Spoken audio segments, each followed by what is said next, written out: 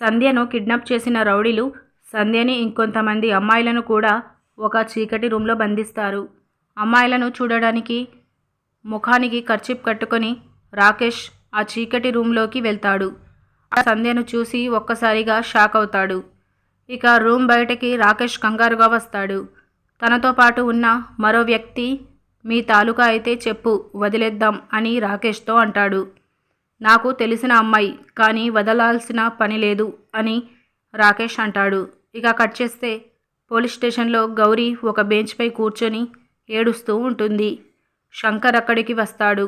గౌరీని చూసి దగ్గరికి వచ్చి గౌరీ గారు అని గౌరీ భుజంపై చేయి వేస్తాడు.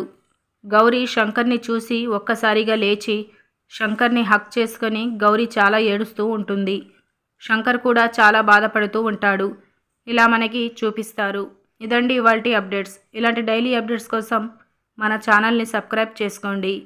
అలాగే లైక్ అండ్ షేర్ చేయండి. Thank you so much for watching.